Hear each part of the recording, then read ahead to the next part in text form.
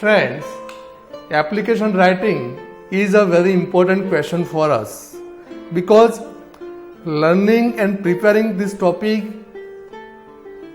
is divided in different parts. If you understand all these parts, it will be very easy for you to score marks. Today, we will see the sample advertisement in the newspaper, the sample question asked in the exam paper, and we will also study the answer writing of this question and the steps.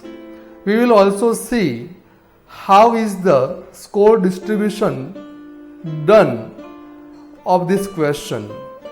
At the same time, we will study all the steps of the answer step by step and will get understanding for better answer writing. Let's start with the job advertisement and go to the next slide.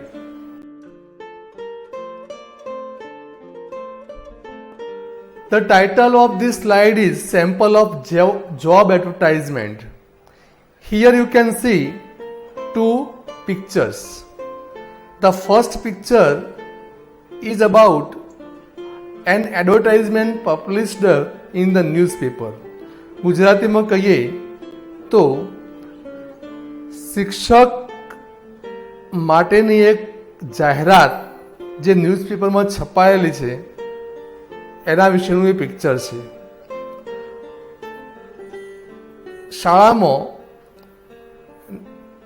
Job મેળવવા માટે સૌપ્રથમ આપણે ન્યૂઝપેપરમાં છપાયેલી જાહેરાત વાંચવાનું રહે છે.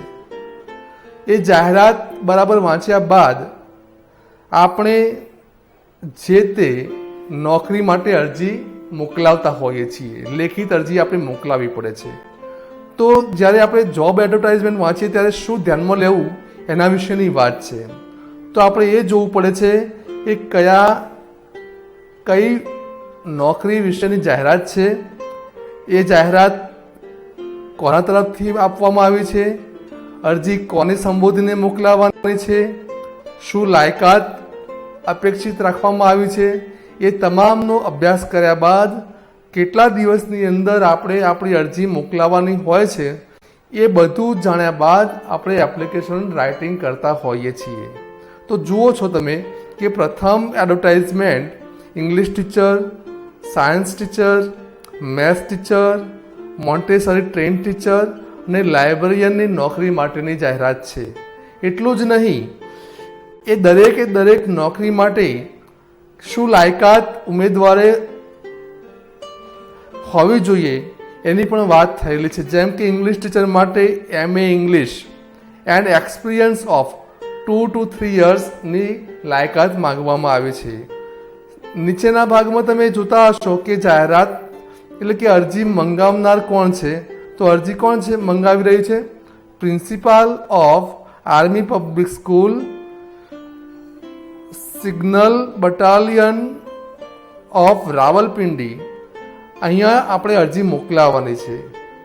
એ જ પ્રમાણે તમે જોતા હશો કે બીજી એક જાહેરાત અહીંયા છાપી છે, સ્ટાફ રિક્વાયર્ડ.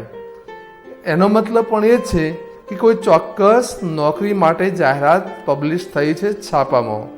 તો કઈ પોસ્ટ માટેની નોકરી છે, જાહેરાત છે?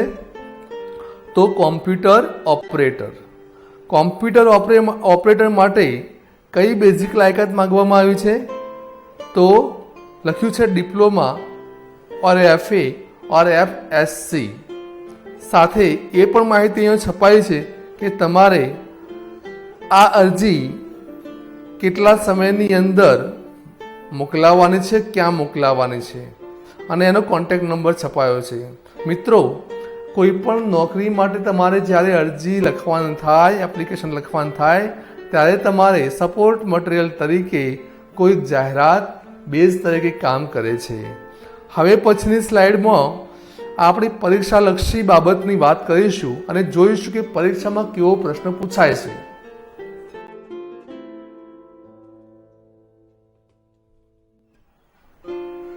sample question.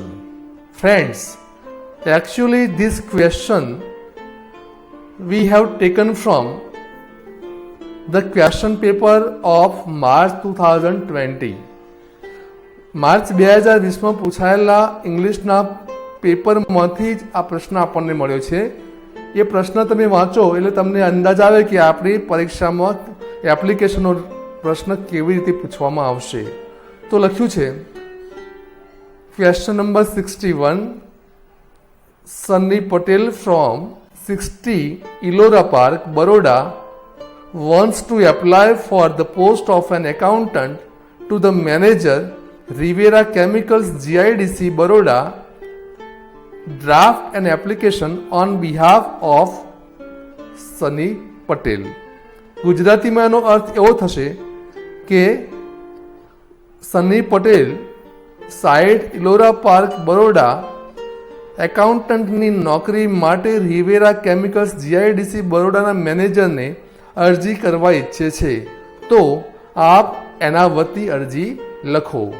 દોસ્તો, તમને પરીક્ષામાં આ પ્રશ્ન પૂછવામાં આવ્યો, તમે સારો જવાબ લખો એટલે તમને 6 માર્ક્સ મળી શકે છે.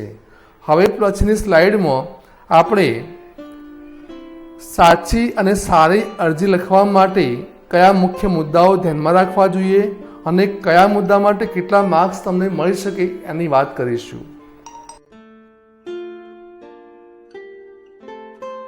દોસ્તો, આ સ્લાઇડમાં આપણે હવે ખાસ ધ્યાન આપીશું, કારણ કે આ સ્લાઇડમાં આપણને આપણા જવાબમાં લખવા માટે જરૂરી મુખ્ય મુદ્દાઓની વાત કરવામાં આવેલ છે. કુલ્લે આપણે કેટલા મુદ્દા ધ્યાનમાં રાખવા છે તમે જોઈ શકો છો આ સ્લાઇડમાં. કુલ આપણે 13 મુદ્દા છે, જે પ્રમાણે જવાબ લખવામાં આવશે તો તમને માર્ક્સ મળશે. તો મુદ્દા નંબર 1 થી 4 જેમાં સમાવેશ થયેલ છે કઈ બાબતો? Applicant's name, address and the date of applying. બીજા નંબરનો મુદ્દો છે applicant's post, company's name and the address of the company. ત્રીજા નંબરનો મુદ્દો છે સબ્જેક્ટ અને 4 નંબરનો મુદ્દો છે સેલ્યુટેશન. તમે આ 4 મુદ્દાઓનો સમાવેશ કરીને જવાબ લખવાની શરૂઆત કરો એટલે તમને 2 માર્ક્સનું કામ તમે થયું માની શકો છો. હજુ આ વસ્તુને ધ્યાનથી સમજવું તો ગુજરાતીમાં બાજુમાં લખ્યું છે એ પણ તમે ધ્યાનથી વાંચી શકો છો. તો તમે સમજતા હશો કે અરજી લેખનના જવાબમાં સૌપ્રથમ આપણે અરજી લખનારનું નામ, સરનામું અને અરજી લખવાની તારીખ જણાવવાની રહે છે. ત્યારબાદ અરજી મેળવનારના હોદ્દો, એની કંપનીનું નામ અને સરનામું લખવાનું રહે છે. ત્રીજા નંબરે આપણે જે બાબતે અરજી લખી રહ્યા હોય એ બાબત જણાવતો વિષય લખવાનું થાય છે. અને 4 નંબરમાં આપણે જે તે હોદ્દેદારને સંબોધન લખવાનું રહે છે, જેમ કે રિસ્પેક્ટેડ સર. આવી રીતે તમે 4 મુદ્દાઓ પૂરા કરો એટલે તમારા 2 માર્ક્સનો જવાબ લખાયો કહેવાય. ત્યારબાદ 5મા નંબરનો મુદ્દો છે ઇન્ટ્રોડક્ટરી પેરેગ્રાફ અથવા ઓપનિંગ પેરેગ્રાફ. ઓપનિંગ પેરેગ્રાફ એટલે તમને આ અરજી લખવાની પ્રેરણા કે જાણ કેવી રીતે થઈ એ જણાવવાનું રહે છે અને તમે અરજી કેમ લખી રહ્યા છો એ જાણ કરતો ટૂંકો ફકરો લખવાનો થાય છે, જેને કહીશું ઓપનિંગ પેરેગ્રાફ. ઓપનિંગ પેરેગ્રાફ પૂરો થયા બાદ આપણે આપણી વ્યક્તિગત વિગતો જણાવવાની રહે છે, જેને કહીશું પર્સનલ બાયોડેટા. પર્સનલ બાયોડેટામાં અરજી લખનાર વ્યક્તિ પોતાનું પૂરું નામ, પોતાની જન્મ તારીખ, પોતાનું સરનામું, પોતાની અન્ય વ્યક્તિગત વિગતો જેમ કે height, weight, mother tongue, knowledge of languages, nationality, આવી બાબતો જણાવે છે એટલે એનો એ મુદ્દો પૂરો થાય છે. ત્યારબાદનો મુદ્દો આવે છે એજ્યુકેશન એટલે કે શૈક્ષણિક લાયકાત. શૈક્ષણિક લાયકાતના મુદ્દામાં ખાસ મહત્વની બાબત એ છે કે જે નોકરી માટેની જાહેરાત આપણે વાંચી એ જ નોકરી માટેની જાહેરાત, એ જ નોકરી માટેની લાયકાત આપણે જણાવવાની હોય છે. દાખલા તરીકે પ્રશ્નમાં આપણને એકાઉન્ટન્ટની નોકરી માટેની જાહેરાત હતી, તો તમે અહીંયા સાતમા નંબરના મુદ્દામાં શૈક્ષણિક લાયકાત તરીકે એકાઉન્ટન્ટ બનવા માટે જે લાયકાત હોય એ લાયકાત જ તમારે ધરાવો છો એવું લખવું પડે. જેમ કે એકાઉન્ટન્ટ માટે બીકોમ, એમકોમ, સીએ વગેરે લાયકાત જોઈએ તો એ લાયકાત તમારે એમ જ જણાવવાનું થાય. આઠમા નંબરનો મુદ્દો છે કાર્ય અનુભવની વિગતો એટલે કે એક્સપિરિયન્સ. મતલબ એ થયો કે આપણે જે તે નોકરીની અનુભવ ધરાવીએ છીએ, જે કાર્યનો અનુભવ ધરાવીએ છીએ એની વિગતો પણ આપણે જણાવવાની રહે છે, જેને કહીશું એક્સપિરિયન્સ. ત્યારબાદનો મુદ્દો આવે છે એક્સપેક્ટેડ સેલરી એટલે કે અપેક્ષિત પગાર. તમે ઉમેદવાર તરીકે કેટલા પગારની અપેક્ષા રાખો છો તે જણાવવા માટે આ મુદ્દામાં તમારે જાણ કરવાની થાય છે. તેના પછી 10મા નંબરનો મુદ્દો છે રેફરન્સ એટલે કે ચાલચલગત માટેનો અભિપ્રાય. આપણે જ્યારે સામેની કંપનીમાં અરજી મોકલાવીએ ત્યારે એ કંપની આપણા વિશે જો કોઈ તપાસ કરવા માગતી હોય, આપણી ચાલચલગત, આપણી કાર્ય કૌશલ્ય વિશે જાણકારી મેળવવા ઈચ્છતી હોય તો એની ફીડબેક અથવા આપણો રિવ્યૂ કોઈ જાણવું હોય તો કોનો સંપર્ક કરવો એની વિગત માટે આપણે 2 રેફરન્સ જણાવવાના રહે છે. જેમાં રેફરન્સમાં જે તે પરિચિત વ્યક્તિનું નામ, એ પરિચિત વ્યક્તિનો હોદ્દો અને એ પરિચિત વ્યક્તિ ક્યાં કઈ સંસ્થા કે કંપનીમાં જોબ કે હોદ્દેદાર છે એનું સરનામું જણાવવાનું રહે છે. કુલ આપણે મિનિમમ 2 રેફરન્સ જણાવવાના રહેશે. રેફરન્સ લખ્યા બાદ આપણે સમાપન કરતો ફકરો એટલે કે ક્લોઝિંગ પેરેગ્રાફ લખીશું. ક્લોઝિંગ પેરેગ્રાફમાં 2 બાબતોનો સમાવેશ કરીશું. પ્રથમ તો આપણે અરજીકર્તા તરીકે કંપનીને આપણે ખાતરી આપીશું કે જો આપણને સિલેક્ટ કરવામાં આવશે તો સારું કામ કરીશું એની ખાતરી આપવામાં આવશે. અને બીજું એ કે આપણે એક આશા વ્યક્ત કરીશું કે આપણને કંપની રૂબરૂ ઇન્ટરવ્યૂ માટે બોલાવે, એક તક આપે. એટલું લખાયા બાદ આપણે આપણી સહી કરવાની રહે છે, જેને કહીશું એપ્લિકન્ટ સિગ્નેચર. જેમાં આપણે આપનો વિશ્વાસુ, જેને ગુજરાતીમાં કહીએ છીએ અને અંગ્રેજીમાં કહીશું ફેથફુલ યોર્સ, એવું લખ્યા બાદ અરજીકર્તા તરીકે પોતાની સહી કરવાની રહે છે. અને અંતે એન્ક્લોઝર જોડવાનું રહે છે. એન્ક્લોઝર મતલબ ગુજરાતીમાં બિડાણ. બિડાણમાં આપણે કઈ વિગત નોંધીશું? આપણે હવે અરજીના અંતમાં છીએ એટલે આપણી અરજીના કાગળની સાથે કયા ડોક્યુમેન્ટ, સર્ટિફિકેટ્સ જોડવાના છીએ એ જોડાયેલા સર્ટિફિકેટ અને ડોક્યુમેન્ટની વિગત જણાવતો ભાગ એટલે બિડાણ, એન્ક્લોઝર. એમાં આપણે જોડેલી માર્કશીટ, પ્રમાણપત્રો, સ્કૂલ લિવિંગ સર્ટિફિકેટ વગેરેની માહિતીની યાદી જણાવીશું. આમ કરતાં તમે જવાબ પૂરો કરશો તો એમાં એક વાત ખાસ ધ્યાન રાખો કે તમે 1 થી 4 નંબરના મુદ્દામાં 2 માર્ક્સ હોય છે. 5 થી 10 નંબરના મુદ્દા છે જેમાં introductory paragraph, biodata, education, experience, expected salary અને રેફરન્સ એટલા ભાગમાં એટલા મુદ્દાના 3 માર્ક્સ રહેશે. જ્યારે છેલ્લો ભાગ ક્લોઝિંગ પેરેગ્રાફ, એપ્લિકન્ટ સિગ્નેચર અને એન્ક્લોઝર, આ 3 મુદ્દા લખવાથી આપણને બીજો 1 માર્ક મળી શકે છે. એમ આપણા 6 માર્ક્સ અલગ અલગ ભાગમાં વહેંચાયેલા રહેશે, એ તમે ખાસ ધ્યાન રાખજો. હવે પછીની સ્લાઇડમાં આપણે જોઈશું કે આ તમામ જે મુદ્દાઓ છે એ મુદ્દાઓ પ્રમાણે જવાબ કઈ રીતે લખાય. તો શરૂ કરીએ મુદ્દા નંબર 1, 2, 3 અને 4.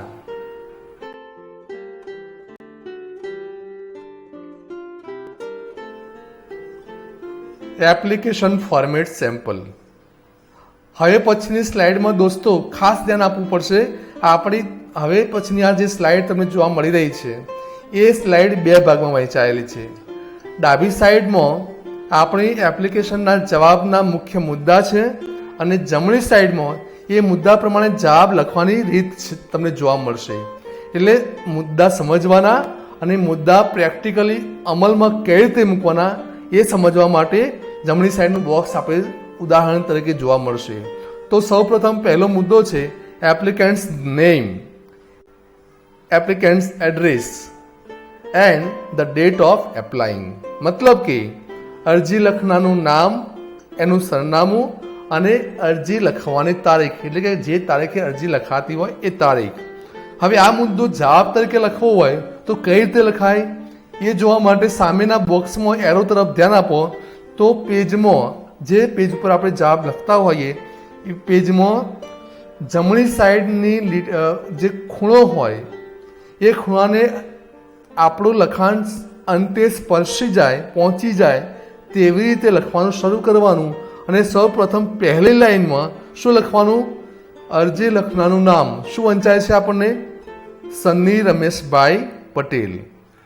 આખું નામ લખાયા બાદ નવી લીટીમાં એ સન્ની પટેલનું એડ્રેસ લખવાનું થાય. એ એડ્રેસ જે પ્રશ્નમાં વાંચ્યું હતું તે જ લખ્યું આપણે, from 60 Ellora park, Baroda. Address લખવાનું પૂરું થાય એ ચાહે એક લીટીમાં થાય કે બે લીટીમાં, પણ એ ક્રમ, એ જગ્યા એના નીચે આગળ વધવી જોઈએ, આગળ પાછળ થવી જોઈએ નહીં. એડ્રેસ લખવાનું પૂરું થયા બાદ પૂર્ણ વિરામ મુકાયા બાદ અરજી લખવાની તારીખ, જે તારીખે અરજી લખતા હોઈએ તે, પરીક્ષામાં આ જવાબ લખવાનું થાય ત્યારે જે દિવસે તમે પરીક્ષાનું પેપર લખવા બેઠા હો એ જ તારીખ તમે લખો તો વાંધો નહીં. એ પ્રમાણે તમારો પ્રથમ મુદ્દો પૂરો થાય. ત્યારબાદ આવે છે મુદ્દા નંબર 2. ડાબી સાઈડમાં મુદ્દા વાંચો. બીજો નંબરનો મુદ્દો છે recipient's post, company's name and address. એટલે કે અરજી મેળવનાર હોદ્દેદાર, એની કંપનીનું નામ અને કંપનીનું એડ્રેસ. આ બાબતો લખવાની રીત કેવી? તો જમણી સાઈડનું બોક્સ તરફ એરો તરફ ધ્યાન આપો, બીજા નંબરના એરો તરફ. તો હાંસિયાની બિલકુલ પાસે, કાગળના હાંસિયાની બિલકુલ પાસે સૌ પ્રથમ શું લખવાનું? નવી લીટીમાં TO2 અલ્પ વિરામ, લીટી છોડી દેવાની. નવેસરથી નવી લીટીમાં અરજી મેળવનાર કોણ છે? The manager. તો એ લખવાનું. મેનેજર લખાયા બાદ નવી લીટીમાં એ મેનેજર કંપનીનું નામ શું છે? Riviera chemicals. એનું સરનામું GIDC, બરોડા. આમ કરતા બીજો મુદ્દો પૂરો કરવાનો, પણ લખવાની મેથડ આ પ્રમાણે જ રાખવી. બીજો મુદ્દો પૂરો થયા બાદ સબ્જેક્ટ લખવાનો થાય. સબ્જેક્ટ એટલે જે નોકરી માટે તમે અરજી લખી રહ્યા છો એનો ઉલ્લેખ કરતો વિષય એટલે સબ્જેક્ટ. પણ લખવાની રીત કેવી? તો જુઓ બોક્સમાં જમણી સાઈડ હાંસિયાથી એકાદ આંગળ જેટલી જગ્યા છોડ્યા બાદ શીર્ષક આપવાનું સબ્જેક્ટ. શીર્ષક પછી કોલનના 2 ચિહ્નો કર્યા બાદ લખવાનું an application for the post of an accountant. આપણે લખ્યું એન એકાઉન્ટન્ટ. એન એકાઉન્ટન્ટ એટલા માટે લખ્યું કે આપણો પ્રશ્ન હતો એકાઉન્ટન્ટની નોકરી માટેની જાહેરાતનો. પરીક્ષામાં જો એમ પૂછવામાં આવે કે ઇંગ્લિશ ટીચર માટેની જાહેરાત, તો તમારે લખવાનું થાય N application for the post of N English teacher. એવી રીતે સબ્જેક્ટ પૂરું કરવાનું. 4 નંબરનો મુદ્દો થાય સેલ્યુટેશન. સેલ્યુટેશન એટલે માનવાચક સંબોધન. સબ્જેક્ટ લખી રહ્યા બાદ તમારે અરજી મેળવનાર વ્યક્તિ જે મેનેજર છે એમના માટે માનવાચક સંબોધન જે લખવાનું થાય, કેવી રીતે લખવાનું? બોક્સ તરફ ધ્યાન આપો. છેલ્લો મુદ્દો છે respected principal sir, respected sir એવું લખ્યું છે, તમે ધ્યાનથી જુઓ. રિસ્પેક્ટેડ સર અને અલ્પવિરામનું ચિહ્ન કરવાનું થાય. એમ કરતો પ્રથમ 4 મુદ્દા લખાયા એટલે 2 માર્ક્સનો જવાબ લખાયો. પણ શરત માત્ર એ જ કે તમારે આ 4 મુદ્દા પછીના ભાગનો જવાબ પણ લખવો પડે ને પડે જ, તો જ તમને 2 માર્ક્સનું મૂલ્યાંકન કરવામાં આવે. હવે પછીની સ્લાઇડમાં મુદ્દા નંબર 5, 6 સમજવા પ્રયત્ન કરીશું.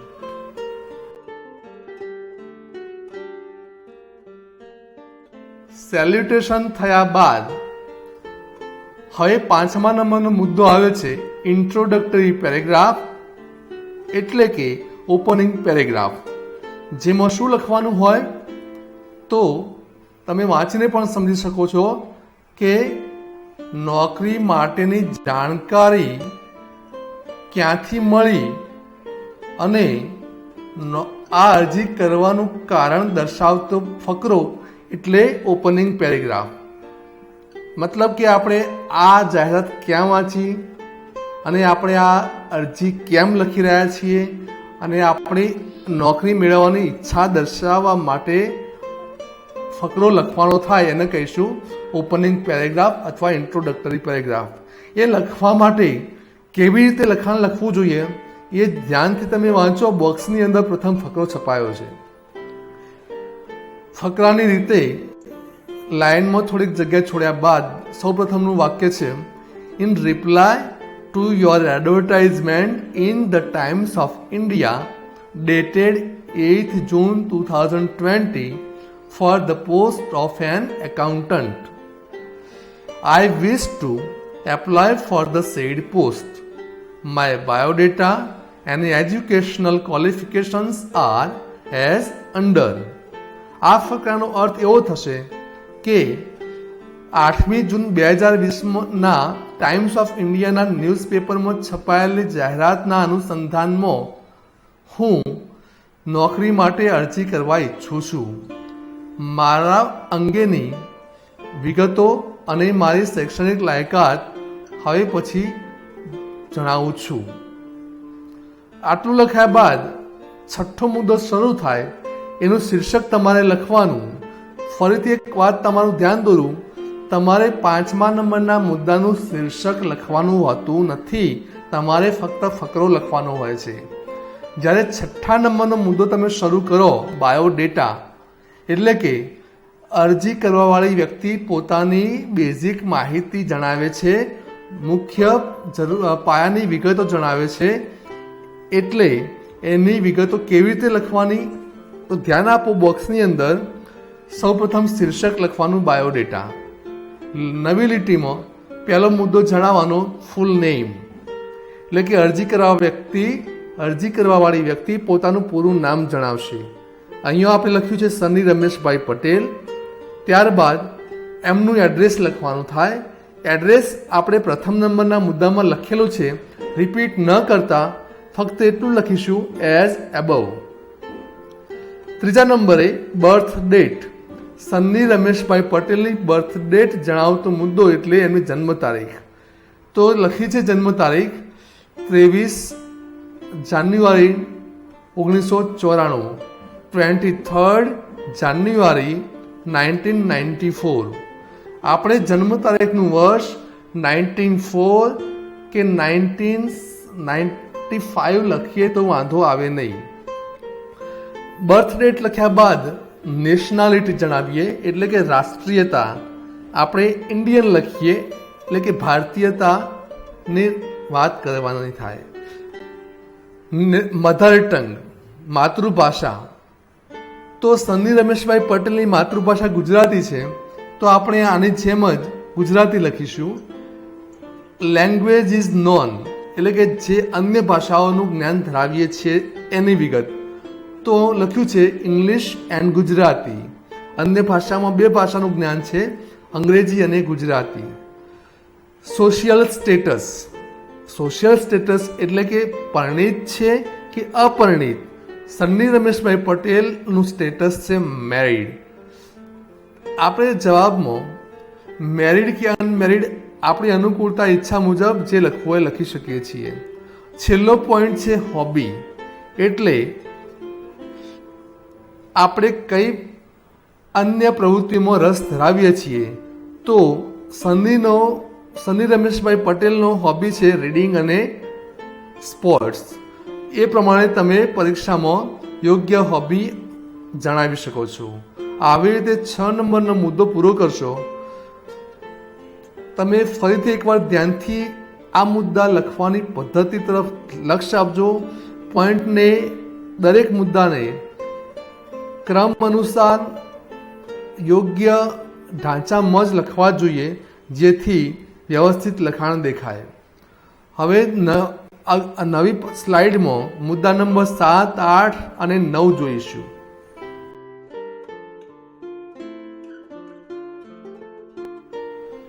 મુદ્દા નંબર 7, એજ્યુકેશન એટલે કે શૈક્ષણિક લાયકાત। ઉમેદવાર પોતાની શૈક્ષણિક લાયકાત જણાવશે।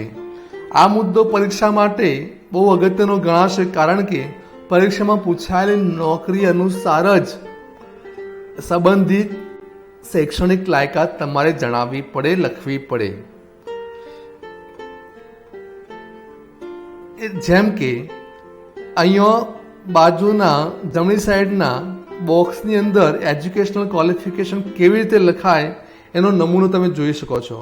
એજ્યુકેશનલ ક્વોલિફિકેશન્સનું ટાઇટલ લખવાનું અને નવી લીટીમાં એક લાયકાત દર્શાવતું ટેબલ દોરવાનું।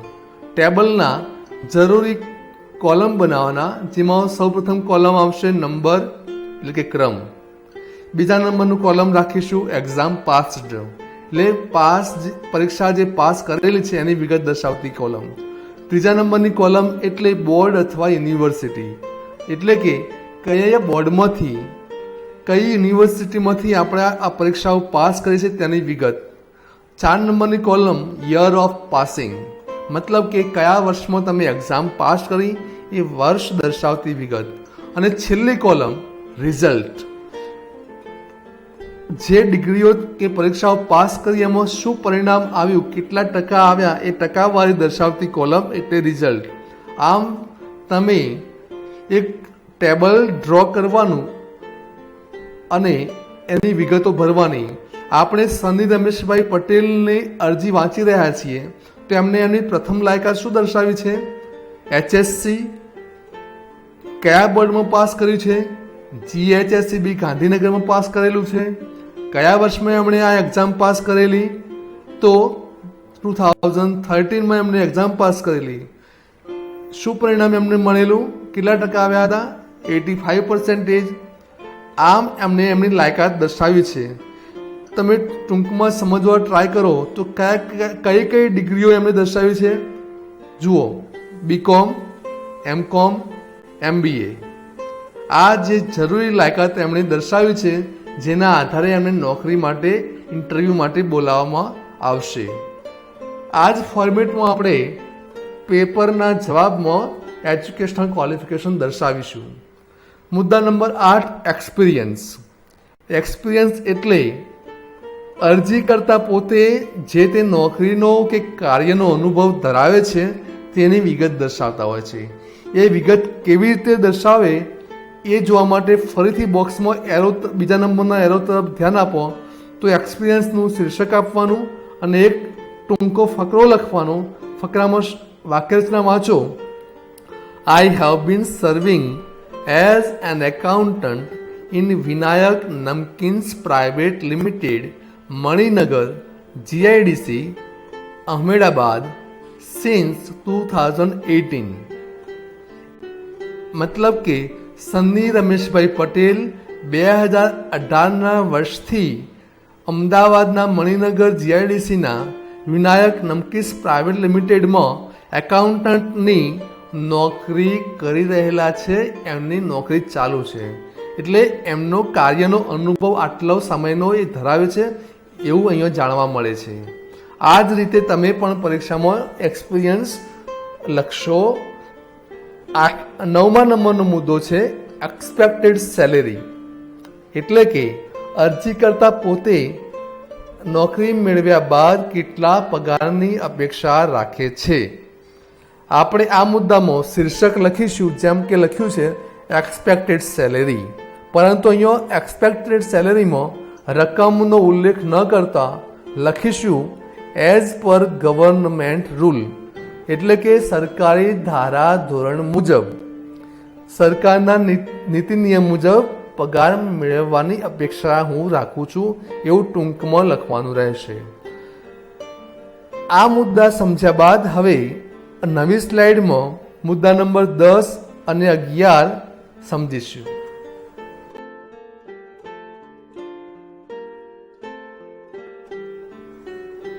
દોસ્તો, મુદ્દા નંબર 10 એટલે રેફરન્સ. આપણે રેફરન્સમાં શું લખવાનું થાય?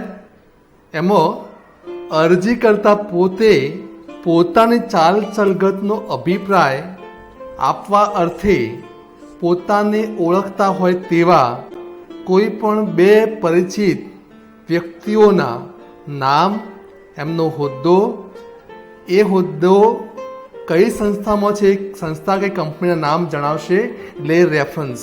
જેમ કે હું કોઈ અરજી લખતો હોય તો મને ઓળખતા હોય તેવા બે પરિચિત વ્યક્તિઓ કોણ હોય? તો મને ઓળખતા વ્યક્તિઓ એટલે મને અભ્યાસ કરાવનાર મારા ટીચર હોય, પ્રોફેસર હોય, પ્રિન્સિપાલ હોય, એમનું મારે નામ, સરનામું આપવાનું થાય. અને બીજું, અગાઉની કંપનીમાં જ્યાં મેં અનુભવ મેળવ્યો હોય એ કંપનીના મેનેજર કે પ્રિન્સિપાલ હોય તો શાળાના પ્રિન્સિપાલ હોય એમનું નામ, એમનો હોદ્દો અને એમની સંસ્થા કે શાળાનું નામ લખવું પડે. કેવી રીતે લખવાનું એ જાણવા જોવા માટે જમણી સાઈડના બોક્સ તરફ ધ્યાન આપો. તો સૌપ્રથમ આપણે હાંસિયા પાસે શીર્ષક લખીશું રેફરન્સ. રેફરન્સ લખ્યા બાદ નવી લીટીમાં નંબર 1 આપીશું. નંબર 1માં જે તે પરિચિત વ્યક્તિનું નામ લખવાનું, નવી લીટીમાં એમનો હોદ્દો લખવાનો, એના પછીની લીટીમાં એ કઈ સંસ્થા કે કંપનીમાં કામ કરે છે એ સંસ્થા કે કંપનીનું નામ અને સરનામું જણાવવાનું રહે છે. આવા બે રેફરન્સ લખીએ એટલે રેફરન્સનું કામ પૂરું થયું. અહીંયા આ જવાબમાં બીજા નંબરનો રેફરન્સ છે મિસ્ટર પીટી પટેલ. એ મિસ્ટર પીટી પટેલ કોણ છે? એ તો છે ધ પ્રિન્સિપાલ. કઈ જગ્યાએ પ્રિન્સિપાલ છે? The government commerce college. આપણે કોમર્સ કોલેજની કેમ વાત કરી? કારણ કે સની રમેશભાઈ પટેલ કોમર્સ ભણેલા છે, એટલે કોમર્સ ફેકલ્ટીના, કોમર્સ કોલેજના પ્રિન્સિપાલની એમને પરિચય હોવાની વાત કરી, ઓળખાણ હોવાની વાત કરી, જેમને મળીને આ નવી company Riviera company Sunny Patel વિશે, ચાલ ચગત વિશે માહિતી મેળવી શકશે. મુદ્દા નંબર 11 છે ક્લોઝિંગ પેરેગ્રાફ. ક્લોઝિંગ પેરેગ્રાફ એટલે આ ફકરામાં ઉમેદવાર પોતે બે બાબતો જણાવશે. પ્રથમ તો એ ખાતરી આપશે કે પોતાને સિલેક્ટ કરવામાં આવશે તો જવાબદારી નિષ્ઠાથી નિભાવશે. અને બીજું એ કે પોતાને ઇન્ટરવ્યૂ માટે બોલાવવામાં આવશે એક એવી રિક્વેસ્ટ અને આશા વ્યક્ત કરશે. કેવી રીતે લખાણ લખાય એ ધ્યાન આપો આપણા જમણી સાઈડના બોક્સમાં. તો ફકરામાં લખ્યું છે, I assure you that if you select me I will perform my duty efficiently. I hope that you will call me for an interview. અર્થ એવો થયો કે હું ખાતરી આપું છું કે જો તમે સિલેક્ટ મને કરશો તો હું મારી ડ્યુટી કુશળતાપૂર્વક નિભાવીશ અને હું આશા રાખું છું કે તમે મને ઇન્ટરવ્યૂ માટે તો બોલાવશો જ. અંતે લખ્યું છે થેન્ક યુ, એટલે આભાર દર્શન પણ કરવું જોઈએ. નવી લીટીમાં લખવાનું થેન્ક યુ. આમ કરતો આપણો 11મા નંબરનો મુદ્દો પણ પૂરો થાય. 12મા નંબરના મુદ્દામાં શું આવે એ જોવા માટે આપણે જઈશું નેક્સ્ટ સ્લાઇડમાં.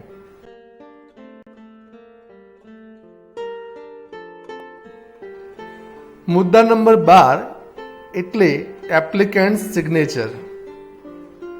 અહીંયા અરજી કરતા પોતે પોતાની સહી કરશે. કેવી રીતે લખશે એ જોવા માટે બોક્સમાં જુઓ, લખ્યું છે. કેવી રીતે લખાયું છે ખાસ ધ્યાન આપો. કાગળમાં જમણી સાઈડની ખૂણા તરફ ફેઇથફુલી યોર્સ લખવાનું. એમાં અક્ષરોમાં પ્રથમ અક્ષર કેપિટલ રાખો. ફેઇથફુલી યોર્સ લખ્યા બાદ અલ્પવિરામ કરો. ત્યારબાદ નવી લીટીમાં ફેઇથફુલી યોર્સના નીચે અરજી કરવાવાળી વ્યક્તિનું નામ અથવા તો સહી આવે. તો આપણે અહીંયા લખ્યું છે સની પટેલ. સની પટેલની સહી પણ આવી શકે. આમ કરતાં એપ્લિકન્ટ સિગ્નેચરનો મુદ્દો પૂરો થાય અને છેલ્લો મુદ્દો આવે એન્ક્લોઝર. એન્ક્લોઝર એટલે અરજીના કાગળની સાથે જોડાયેલા અન્ય દસ્તાવેજો એટલે કે ડોક્યુમેન્ટની વિગતોની સૂચિ, એની વિગતો દર્શાવતો મુદ્દો એટલે એન્ક્લોઝર. તો એ મુદ્દો કેવી રીતે લખાય એ તમે જોઈ શકો છો. ટાઇટલ લખવું જોઈએ એન્ક્લોઝડ. એન્ક્લોઝડ લખ્યા બાદ આપણે લખીશું true copy of the following. True copies of the following એવું લખ્યા બાદ અલગ અલગ લીટીમાં અલગ અલગ લાઇનમાં શું દર્શાવવાનું? જેટલા ડોક્યુમેન્ટ આપણે અરજી સાથે જોડીને મોકલવાના છીએ તમામના નામ લખવાના રહેશે. તો પ્રથમ છે school leaving certificate. School leaving certificate લખ્યા બાદ HSC marksheet, BCom marksheet, MCom marksheet, MBA marksheet અને છેલ્લું છે એક્સપિરિયન્સ સર્ટિફિકેટ. આ BCom, MCom, MBA આવું ક્યાંથી લખાયું, કેમ લખાયું? તો ફરીથી તમને યાદ કરાવું. આપણા સની રમેશભાઈ પટેલ એકાઉન્ટન્ટની નોકરી માટે અરજી લખી રહ્યા છે અને આપણે એમની એજ્યુકેશનલ ક્વોલિફિકેશન શું દર્શાવી હતી? આપણે HSC, BCom, MCom અને MBAની લાયકાત દર્શાવી હતી. તો એ જ લાયકાતના માર્કશીટ અને પ્રમાણપત્રો જોડ્યા છે એટલે એની વિગત દર્શાવી છે એન્ક્લોઝડમાં. છેલ્લો પોઈન્ટ આપણે જોયો એક્સપિરિયન્સ સર્ટિફિકેટ. એટલે કયું સર્ટિફિકેટ? આ સની રમેશભાઈ પટેલ અગાઉ એક કંપનીમાં જોબ કરીને આવે છે અને નોકરી કરી રહ્યા છે, અનુભવ ધરાવી રહ્યા છે. તો અનુભવનું પ્રમાણપત્ર પણ એમને જોડ્યું છે, જે આપણે અહીંયા 6 નંબરના મુદ્દામાં જોઈ શકીએ છીએ એક્સપિરિયન્સ સર્ટિફિકેટ. આમ કરતાં 13 મુદ્દા પૂરા કરીએ એટલે આપણો એપ્લિકેશન રાઇટિંગનો જવાબ પૂર્ણ થાય છે. અને આપણે લખેલા જવાબના અંદર એક્ઝામિનર શું જોશે તો હું તમને કહી દઉં. એક્ઝામિનર શું જુએ? આપણે લખાણમાં સાચી લાયકાત, સાચી ભાષા, સ્પેલિંગ્સ, ગ્રામર અને વિરામ ચિહ્નોની જો ભૂલ હશે તો એ પ્રમાણે આપણા માર્ક્સ ઘટી શકે છે. તો માટે મારી તમને સલાહ છે કે એપ્લિકેશનમાં પ્રથમ મુદ્દાથી શરૂ કરીને છેલ્લા મુદ્દા સુધી શું સાચવવાનું? સ્પેલિંગ્સ, વિરામ ચિહ્નો, સાચી લાયકાત, વ્યાકરણના ભૂલ ન થાય તે બાબતો અને કોઈ મુદ્દો છૂટી ન જાય તે રીતે તમે જવાબ લખશો એટલે તમને પૂરેપૂરા માર્ક્સ મળી શકે છે. હવે પછીની સ્લાઇડમાં આપણે કોઈક સાચા ઉમેદવાર દ્વારા લખાયેલી અરજીનો નમૂનો જોવા મળશે. Let's go to the next slide.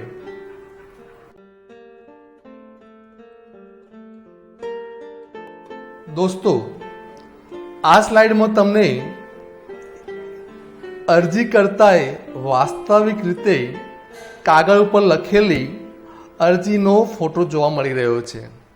તો એ અરજી કેવી રીતે લખાઈ છે, એનું સ્ટ્રક્ચર શું છે, કયા મુદ્દાને કઈ જગ્યાએ રાખ્યો છે એ તમે ધ્યાનથી સ્ટડી કરશો તો તમને ખ્યાલ આવશે કે આપણા પ્રશ્નનો જવાબ પણ આપણે આવી રીતે લખવાનો રહેશે. તો પ્રથમ હું જે પ્રશ્ન બોલું છું એ પ્રમાણે તમે તમારું ધ્યાન કેન્દ્રિત કરજો.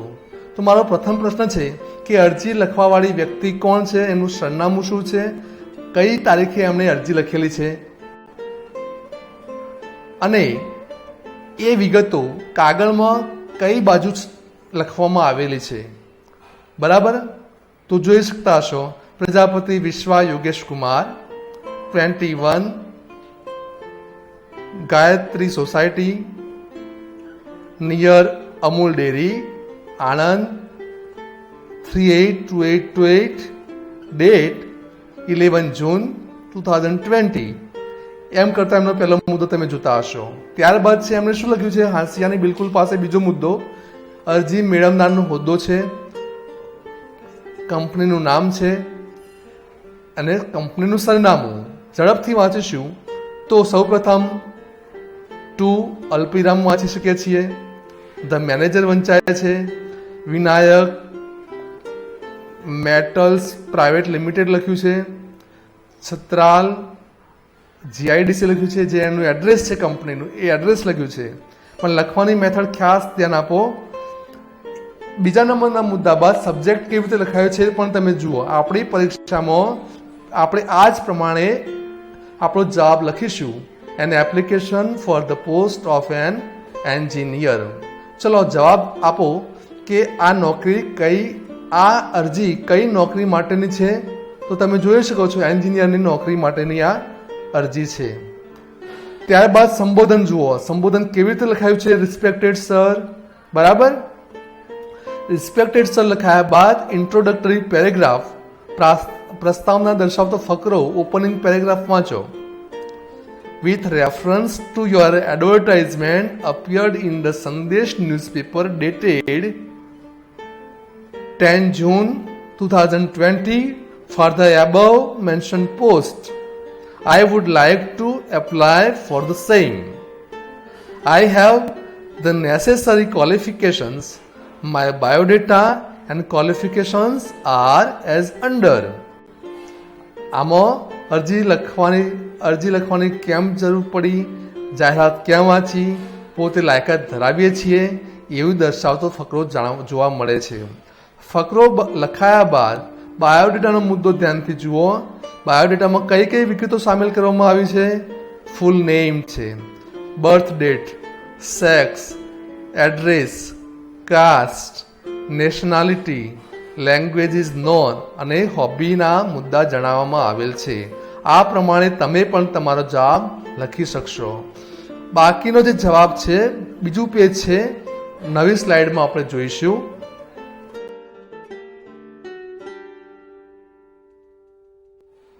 દોસ્તો આપણે જાણીએ છીએ કે વિશ્વા પ્રજાપતિ એન્જિનિયરની જોબ માટે અરજી લખી રહ્યા હતા. એમણે એન્જિનિયર બનવા માટે એક અરજી મોકલાવી છે. હવે એમની એજ્યુકેશનલ ક્વોલિફિકેશન્સ એમને કેવી રીતે લખી છે ધ્યાનથી જુઓ. એમણે સૌપ્રથમ કોલમમાં પહેલી કોલમ કઈ બનાવી છે? Number column, examination column, exam and board and university column, year of passing column અને છેલ્લી કોલમ છે રિઝલ્ટ. એમણે જે એક્ઝામ પાસ કરેલી છે એ એક્ઝામ વિગતો દર્શાવતું આ ટેબલ એમણે દોરેલું છે, તૈયાર કર્યું છે. આપણા પ્રશ્નના જવાબમાં પણ આવી રીતે આપણે આપણું ટેબલ બનાવીશું. મારે તમને ખાસ કહેવું જોઈએ કે એન્જિનિયરિંગની નોકરી માટે વિશ્વા પ્રજાપતિએ કઈ ડિગ્રીનો ઉલ્લેખ કરેલો છે? બીકોમ છે, એમકોમ છે, એમબીએ છે? ના. કઈ ડિગ્રી છે? એચએસસી, બીઈ અને એમઈ. જે એન્જિનિયર બનવા માટે જરૂરી લાયકાત હોય છે તે લાયકાત દર્શાવી છે.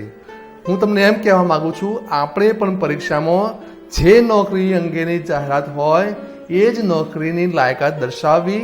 જો અન્ય નોકરી માટે લાયકાત તમે લખો તો સ્વાભાવિક છે તમારા માર્ક્સ કપાઈ શકે છે.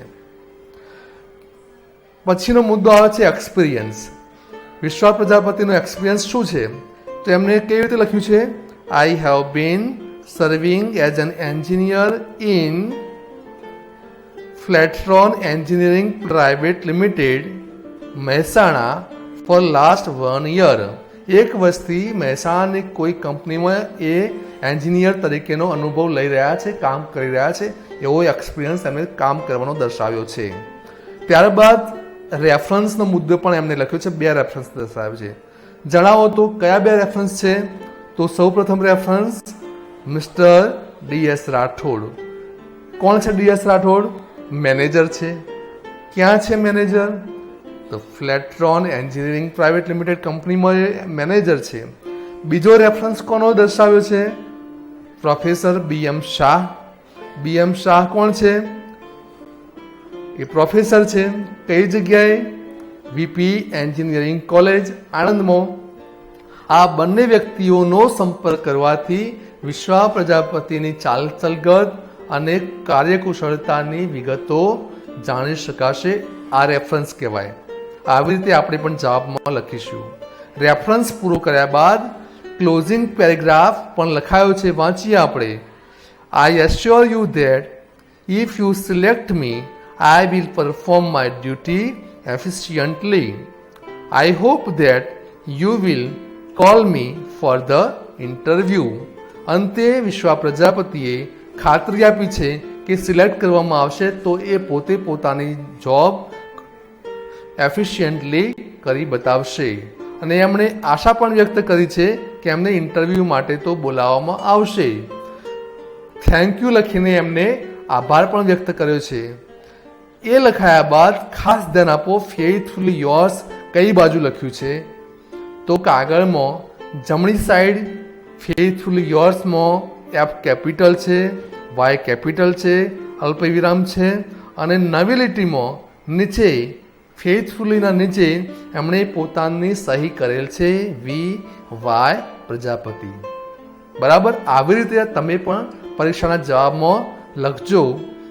એન્ક્લોઝડનો છેલ્લો મુદ્દો એમણે નોંધ્યો છે, તો એમનું શીર્ષક લખ્યું છે enclosed true copies of the following. એમને કયા કયા ડોક્યુમેન્ટ જોડ્યા છે એની વિગતો દર્શાવી છે.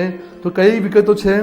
તો સૌપ્રથમ છે school leaving certificate, HSC marksheet, BE marksheet, ME marksheet, અને છેલ્લે એક્સપિરિયન્સ સર્ટિફિકેટ. જે ડિગ્રીઓ એમણે શૈક્ષણિક લાયકાતમાં દર્શાવી હતી એ તમામ ડિગ્રીઓના સર્ટિફિકેટ એટલે કે માર્કશીટ, એમનું શાળા છોડ્યાનું પ્રમાણપત્ર, એમને મેળવેલા કાર્ય અનુભવનું સર્ટિફિકેટ પણ એમણે નોંધમાં એન્ક્લોઝડમાં નોંધ્યું છે. આવી રીતે તમે જવાબ લખશો તો તમને પણ પરીક્ષામાં એપ્લિકેશન રાઇટિંગના પ્રશ્નોમાં સારા એવા માર્ક્સ મળશે એવી મને આશા છે. હવે આ પ્રમાણે તમે ધ્યાનથી આ અરજીનો અભ્યાસ કરો.